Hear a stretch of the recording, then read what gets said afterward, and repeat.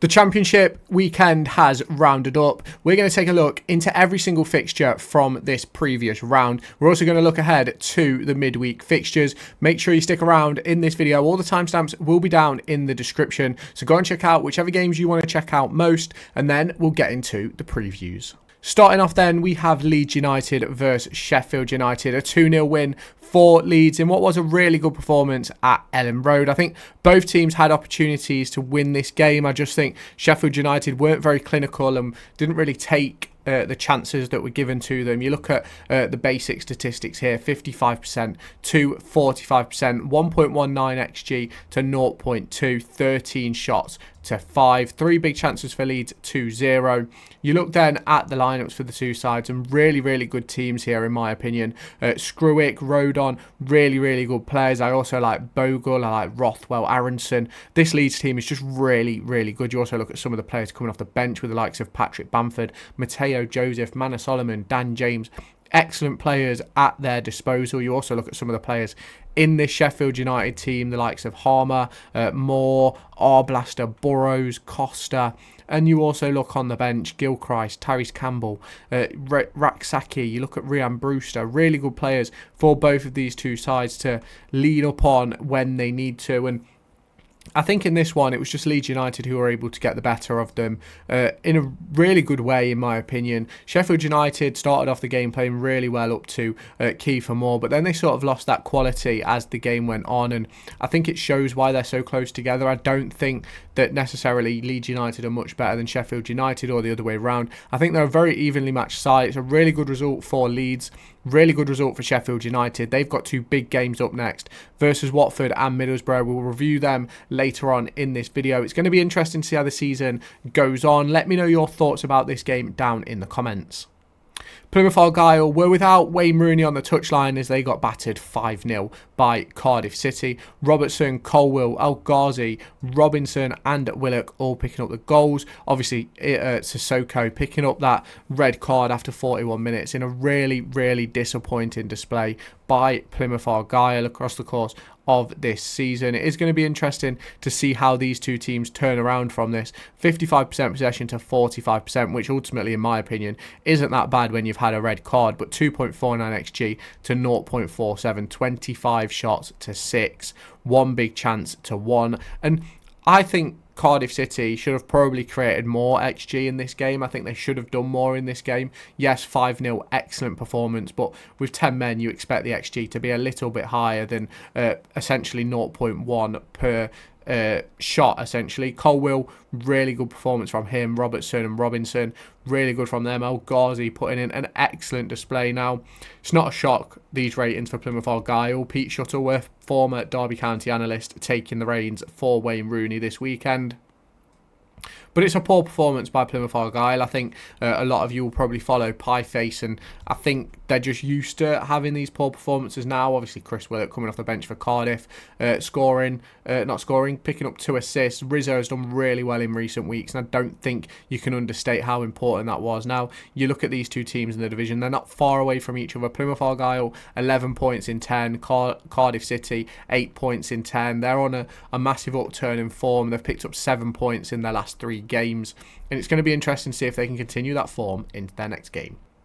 Luton Town face up against Watford, and Luton Town picked up all 3 points in this one. Clark, Morris and Brown picking up the goals to send Watford home with absolutely nothing, and I think this is a result which Luton Town and Rob Edwards needed. There's been a lot of stick across the course of social media over the course of the international break because Luton Town haven't been good enough so far this season, and I think it was an excellent display by the Luton Town side to put those doubters to bed. 41% possession to 59%, 1.30 xG to 0.45, 13 total shots to 9, 2 big chances to 0. Really good performance from Luton Town. Watford not quite putting in their displays. I think they're going to make some changes heading into the next one. You look at some of these players though. It's a really good side from Luton Town. Doherty, Morris, Chong, Cruz, Burke, McGuinness, really, really good players in my opinion. Obviously, Victor Moses, a new signing for them as well. You look at the players coming off the bench, Marvellous in Kemba, and Panzu, Jacob Brown, really, really good players. And I'm not saying that Cleverley didn't have good players to come to. Jefferson, Ebeseli, Tom Ince, all good performers in this division. It's going to be interesting to see how they can turn it around. Obviously, Luton Town find themselves now in 17th position, 2 wins in 5. Watford find themselves in 8th with 16 points, 2 wins in 5 as well. It's going to be interesting to see how this game turns around in the future. Obviously, this could be a massive result for Luton Town.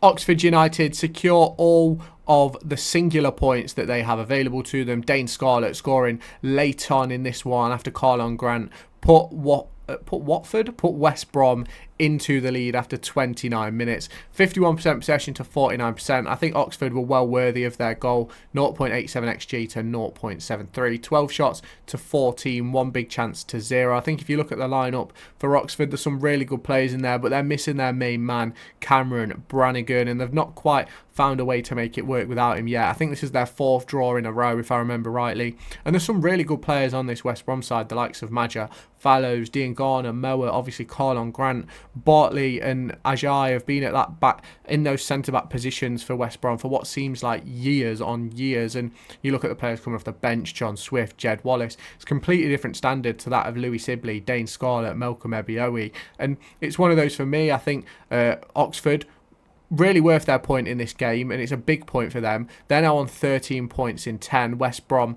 pick up their 2nd draw in a row. They're on 18 points in 10, sitting 5th in the division. What's going to happen next in this championship campaign? Preston North End secure all 3 points versus a disappointing Coventry City. Jakobsen scoring the goal after 72 minutes. And I think Preston were well worthy of the 3 points. 51% possession to 49. 2.02 XG to 0.94. 18 total shots to 12. 2 big chances to 2. Now, could Coventry City have got something from this game? Absolutely. Were they clinical enough to do so? Absolutely not. Now, you look at some of the players in these two sides. I'm not necessarily saying that these two sides are absolutely unbelievable, but I think you look at the money paid on Rudani. You look at Ben Sheaf. I think he's an interesting player. Laboutier, a good player as well. And obviously, the money they paid for Sims up front as well. And ultimately unable to secure all 3 points. I think there's some really good players in the Preston side as well. Jakobsen coming through the Derby Academy. Thorderson, obviously a player who Derby County were interested in this summer. And you look at Jensen as well in the middle, Lindsay, Hughes, Brady, Story, really, really good players in this division. You look at Greenwood coming off the bench, a player who's got a real bright future ahead of him. And I just don't think that Coventry City have done enough yet this season. I think they've got a long way to go. You look at the league table, Preston North End sitting 15th with 12 points from 10. Coventry City sitting 21st. Level on points with the relegation zone, 8 points in 10. And if Cardiff City continue their good run, Coventry City will be in the relegation zone soon enough. It's disappointing for them. Will they be able to turn it around? Let me know your thoughts down in the comments. Blackburn Rovers secure all 3 points with an early Tyrese Dolan goal 13 minutes in, and he secured the victory against Swansea City. And it wasn't a classic for Blackburn, but it was a display which they needed to put on. 32% possession to 68%, 0.54 XG to 1.14, 8 total shots to 14, 2 big chances to just 1. Now you look at the lineups, some really good players for Blackburn, obviously the likes of Cantwell, Dolan, Travis, Hyam, Carter, Costello, really, really good performers. And you look at this Swansea City side, and most of their good performances were at the back. But ultimately, that's probably because they were doing lots of passing around that back end, and unfortunately, they weren't able to secure any real proper opportunities. Now, you look at the numbers behind the game, and I think you can see why Blackburn Rovers won the game. They had more touches in the opposition box despite 32% possession. Actually, that's a lie. I'm lying to you. They only had 10 less touches in the box despite 32% possession. Now, we go to the league table. Blackburn Rovers sitting 6th. After back-to-back defeats, it's an excellent victory for them to pick up. You look at Swansea City, 13th in the division, 12 points for them. They dropped behind Derby County and Oxford, as well as Bristol City after this recent set of results. It's one for me where I think both of these two sides are really good sides in this division. division. Will they be able to keep up their form across the course of this season? Let me know in the comments. If you have not done so already, make sure you hit that red button down below and turn on that notification bell to stay subscribed for the channel and all the upcoming content for the EFL Championship and League One. We also keep across Derby County's latest news and season as well. So make sure you hit that subscribe button, turn on the notification bell. Let me know your thoughts down in the comments about your team's performance. We'll be getting onto the previews in just probably 10 to 15 minutes time. All the timestamps will be down in the description if you want to jump ahead to that. Make sure you go and check that out. Let me know your thoughts in the comments. Hit the subscribe button. Let's try and hit that sub goal of 1500. Let's get back to the video. Middlesbrough lost another game to Bristol City in a game which they were the dominant side. Middlesbrough should have taken at least a point in this one, but Bristol City secured the 3 points for Liam Manning, and given the situation off the field for him, it's a really, really big moment for Bristol City. Now, you look at the performance levels, 69% possession to 31%, 1.6 XG to 0.68, 20 shots to 9, 4 big chances to 0. Middlesbrough should have taken something from this game, and they'll be absolutely devastated that they didn't. It's a real poor performance from their forward players in the likes of Azaz, Hamilton, Latte Laff and Ben Doak. Really poor from them, and it's even poorer from the defensive line, with Jason Knight picking up 2 assists for Hirakawa and Maheti to pick up the goals. Obviously, there's some really good players in both of these two sides, and there's some big money spent between these two sides as well, but they've got to be doing more of Middlesbrough. They're currently sitting 9th in the division, now level on points with Bristol City, and ultimately I don't think they've been good enough. I don't think they've scored enough goals. It's 3 defeats in their last 5 now, and they've picked up some defeats versus teams which they shouldn't have lost to, and in games where they should have picked up something, and this is just another example of that, and another example of Michael Carrick not being able to secure 3 points. You look at the difference in shot areas, and 3 shots on target from 9 for Bristol City, but 2 in 20 for that of Middlesbrough. Really disappointing display by them. They're going to have to turn it up if they want to be a playoff team. Let me know your thoughts in the comments. Jerry Yates scored a goal of the season contender as Derby County secured a point versus Millwall. Ivanovic also scored his first goal of the season, and Derby County take their first away point. Now, this game wasn't one for the neutral. It was very disappointing, in my opinion, for both teams. The numbers obviously look more in Millwall's favour. I think they created a lot of good chances, but ultimately weren't able to finish their dinner. 54% possession to 46%, 1.94 XG to 0.68, 16 shots to 5, 2 big chances to just 1. But I think the numbers are very out of context in this game. I think both teams were in this game. Both teams had opportunities. Derby County obviously losing their star right back in Ryan Iambi. They got a bit chaotic after that in defensive areas, which I think opened the door for a lot of opportunities for Millwall. You obviously look at Langstaff, Honeyman, Watmore, all had some really, really good opportunities before Ivanovic came off the bench and scored. Zetterstrom put in an absolute blinder to secure Derby a point. Yates, that goal of the season contender, you should go and watch it. Unbelievable performance. I think Kane Wilson did well off the bench. Mendes Lang here or there, but Ivanovic is the one you want to talk about. Obviously a lucky goal coming from a Curtis Nelson clearance which ricocheted for the striker to go and put it away. But it's one of those, you live and learn from them, and Derby County will get better as a result. First away point as they head into a second away game versus Oxford as well. They sit on 13 points from 10 games, 12th in the division. Millwall sit 20th, 10 from 10, 20th in the division. 2 draws in a row for them. It's going to be interesting to see how this one carries on for both of these two sides. QPR lost to Portsmouth in what was a bottom of the table clash. Dembele scored early doors for QPR to give them a lead, but they were unable to keep it going as Pompey secured 3 points with a Potts screamer and a Lang penalty. 65% possession to 35%, 0.96 XG to 1.42, 15 shots to 11, 2 big chances to 1. I don't necessarily think Pompey deserved to win this game, but they made sure that they did with that penalty. I think QPR have really dropped dropped off the boil since the start of the season. They picked up a really good result. I think it was against Luton, and unfortunately just haven't been able to build on that. I think they're now something like 2 or 3 defeats in a row, which is obviously really disappointing, especially when you look at some of the players they've brought in. Obviously Dembele, a really, really good player in my opinion. Could have gone elsewhere and had more of an impact maybe, but you can let me know your thoughts down in the comments. We obviously look now at the league table at these two sides, hugging the bottom of the division. 7 points for QPR, 8 points for Pompey. It's disappointing for these two to start the season in this way. Will they be able to turn it around? Let me know your thoughts in the comments. I think this probably would have been a better game as a draw. I don't think Pompey deserved 3 points, and I don't necessarily think QPR did either. Next up then, we've got Sheffield Wednesday versus Burnley, as Burnley took away all 3 points in this one. Anthony and Brownhill scoring either side of half-time to secure the victory, and what was a dominant performance for Burnley.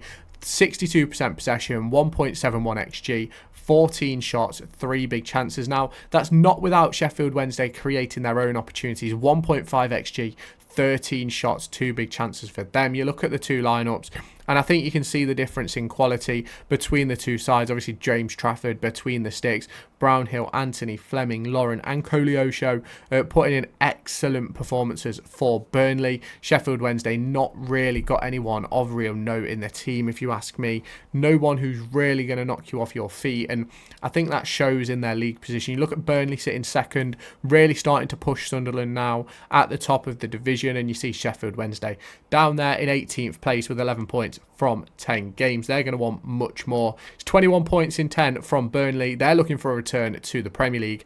Will they get it? Let me know your thoughts in the comments.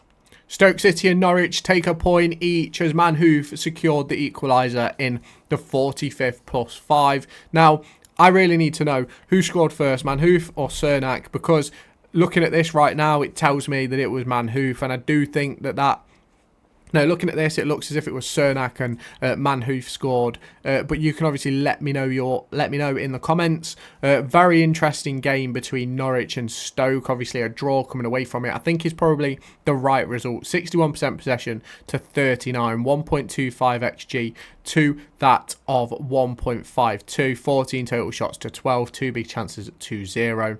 You look at the two lineups, I think there's some really good players in both sides. I think Josh Sargent is probably one of the best players in this division. I really like Sainz and Nunes as well. Obviously, Nunes coming off after 43 minutes. Now, it's one of those for me where I think Stoke are obviously on that return to form after changing managers. Will it be a good idea to have changed their manager? I think it will be. You look then at the league table, and Norwich City are currently sitting 7th, 16 points from 10 games, 4 wins, 4 draws and 2 defeats. They've got 3 wins in their previous 5 games. You go a little bit further down to Stoke City, 1 win in 5, 2 draws in a row for them, and they face up against Bristol City next. It's going to be very interesting to see how this one progresses in the Championship as we head into the final game of the weekend, which was Hull City versus Sunderland. It's one of those for me where I think Stoke City are getting better. I think Norwich City are in a really good place, obviously looking to find their way into the playoffs. Will they be able to do it? Let me know your thoughts in the comments. Hull City faced up against Sunderland as Isidore secured all 3 points in the 63rd minute, and it was a very, very even game for me, and I don't necessarily believe that Hull City deserved to lose. 50% possession apiece, 0.49 XG to 1.5 in Sunderland's favour, 9 shots to 10 again in Sunderland's favour, and 0 big chances to 2 in Sunderland's favour. I really like this Sunderland side. I think they've got some really, really good players in their team. I really like their back four. Their midfield, in my opinion, is unbelievable. Chris Rigg is only going to get better and better, and I don't necessarily think there's anyone to really shout about in this Hull City side. I think they're going to get better as the season goes on, but I think you look at the team and no one really stands out, whereas you look at this Sunderland side and the likes of Isidore, Neil, Bellingham, Sirkin and also Chris Rigg all stand out for you. Now, you look at the league table, Sunderland 22 points from 10 games. They're leading the way at the moment. Are they going to be able to continue continue to do that as they face up against Luton Town next. You've also got Hull City down in 14th, 12 points from 10.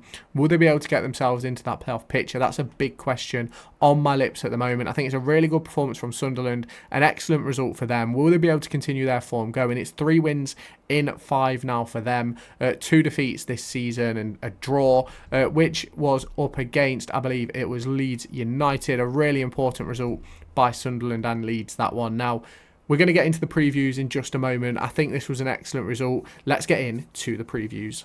Another bottom of the table clash then for Portsmouth as they face up against Cardiff City. There's some injuries on both sides with Aaron Ramsey, Kieran Ateti and Sonoda missing for Cardiff City. For Pompey, Colby Bishop obviously out with those heart problems which were detected during pre-season. Conor Shaughnessy, Boa and Farrell all missing out as well. You look at the recent form of these two sides, it's 2 wins, a draw and 2 defeats for Cardiff City, beating Plymouth Argyle and Millwall, drawing with Bristol City and defeats to Hull City and Leeds. Pompey have taken 2 defeats, 2 draws and a win. The defeats coming against Burnley and Stoke, the draws coming versus Sheffield United and Oxford. They did just beat QPR on the road, so this is going to be a very, very interesting one down at the bottom of the table. 3 points could see both teams jump up to as many as 11 points, which could see them rise to 16th place should goal difference flip in their favour. It's a massive, massive game down at the bottom, and in that relegation scrap, a draw could see them both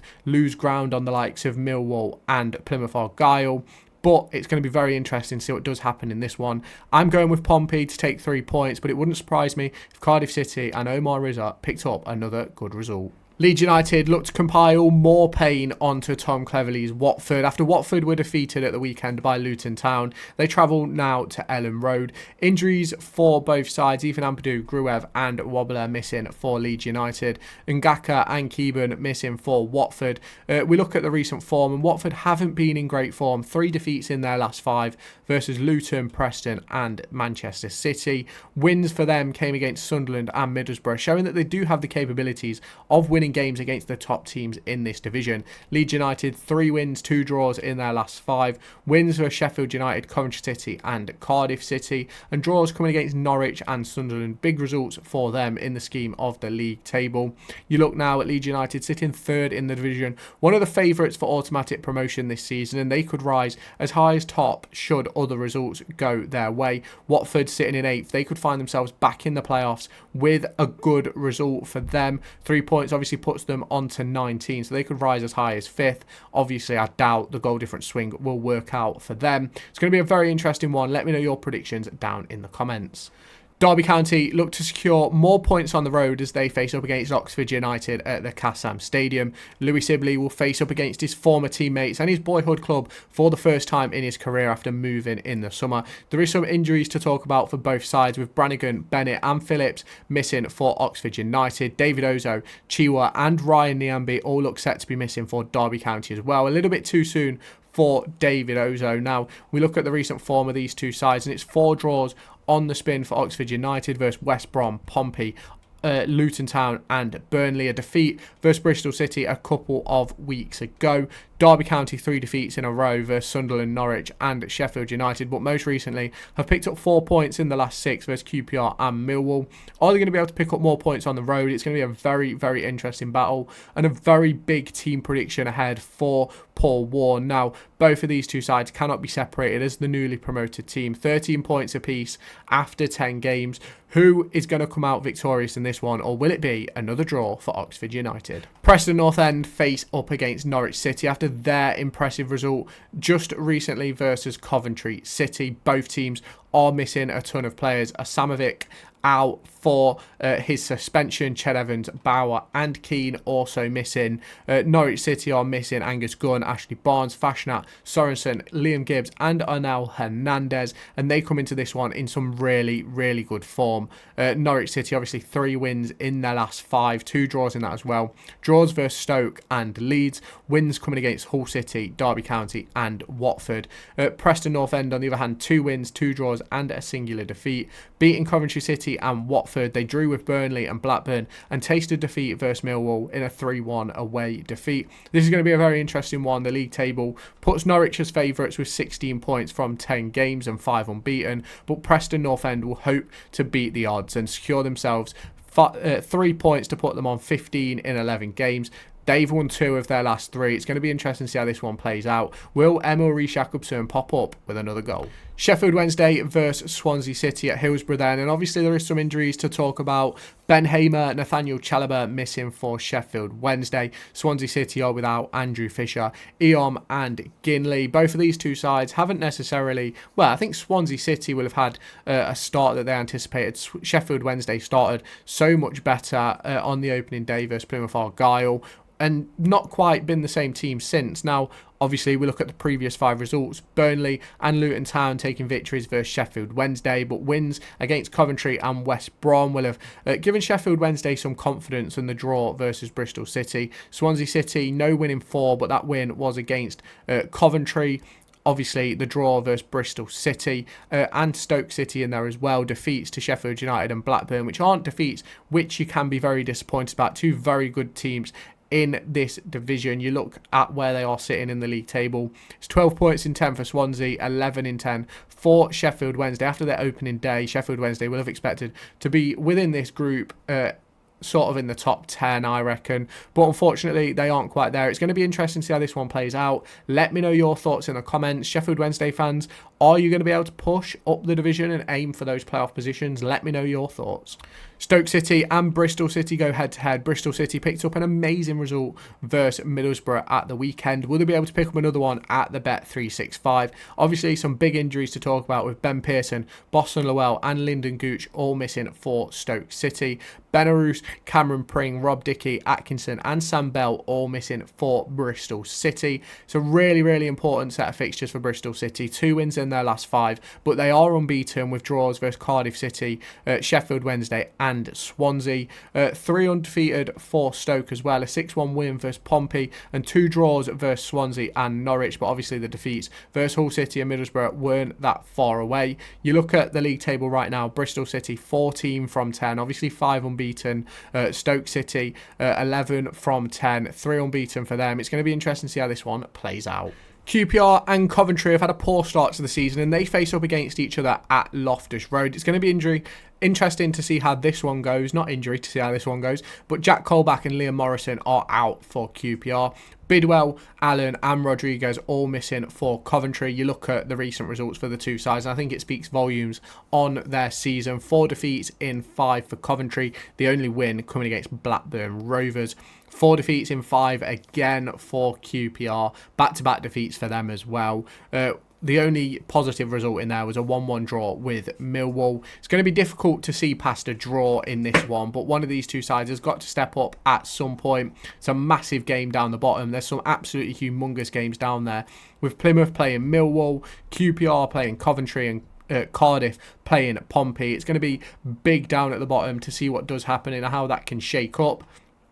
It is going to be interesting. Let me know your thoughts down in the comments and let's get into the next one. Blackburn Rovers host West Brom in a playoff clash at the moment. Harry Leonard, Scott Wharton and Gillesson are all missing through injury. Daryl DK also missing for West Brom, but that isn't much of a surprise. You look at the recent results for these two sides, both teams taking 2 defeats in their previous 5. Plymouth Argyle and Coventry beating Blackburn, with Middlesbrough and Sheffield Wednesday beating West Brom. Draws versus Preston North End and West Bromwich Albion tasting draws versus Millwall and Oxford. The only wins coming against Plymouth Argyle for West Brom and QPR and Swansea for Blackburn Rovers.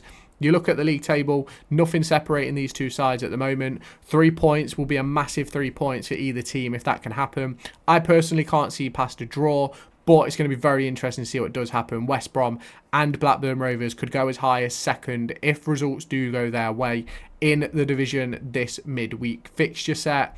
Obviously, they play on Wednesday, which is going to be a massive game at Ewood Park. Hull City face up against Burnley in what's going to be a massive game at the MKM. Hull City looking to lay a marker at some point this season. Will it be in this game? They do have some injuries to contend with Smith, Cartwright, Longman and Tallulah out injured. You look at Burnley, they've got Ramsey, Delacroix, Ekdal, Bayer, Benson, Trezor and Redmond all out injured as well. You look at the previous 5 for these two teams, and you have to ignore the Ellensburg game because that was a friendly. But Hull City have taken wins twice versus QPR and Cardiff, and lost versus Norwich and Sunderland most recently. Burnley, on the other hand, have tasted wins 3 times in their last 5, with 2 draws versus Preston and Oxford. The wins coming against Pompey, Plymouth and Sheffield Wednesday. This is going to be a very interesting one as Burnley look to apply that pressure onto Sunderland at the top of the table. Just 1 point separating them right now. It's going to be interesting to see what does happen. You look down to Hull City. They're looking to push on. Obviously, I believe they finished around 7th or 8th last season. They're going to be looking to keep that form going across the course of the seasons, and they're going to have to pick up a win in this one if they want to challenge in that top 6 area in this next run of fixtures. It's a massive game for Hull City, massive for Burnley. Can those two teams battle it out? Who will take 3 points? Let me know in the comments. A big game at the top of the table as Sunderland face Luton Town. Obviously, Luton Town not at the top. They're sitting rather down there near the bottom. And it's going to be a big game for Sunderland, this one, as they look to stay ahead at the top of the division. You look at the injuries for Mads Andersen, Teran Mengi. Big ones for Luton Town, and obviously the Sunderland injury list just goes on and on. Ahmed, Alese, Mayenda, Paveda, Sealt, Huggins and Samed all missing for Sunderland as well. You look at the previous 5, it's 1 defeat for Sunderland versus Watford, wins versus Middlesbrough, Derby and Hull, with a draw versus Leeds United in there for good measure. Luton Town picked up a brilliant 3-0 win versus Watford at the weekend. Can they pick up another one? Let me know in the comments. You look at the defeats to Sheffield United and Plymouth Argyle, the draw versus Oxford and the win versus Sheffield Wednesday. The league table looks a little bit like this for this one. Sunderland at the top, looking to keep their gap at 1 point versus Burnley. You look at Luton Town down in 17th. They're looking to rise as high as 9th place. It's going to be a big win for them if they can do that. But will it happen? Let me know your thoughts in the comments.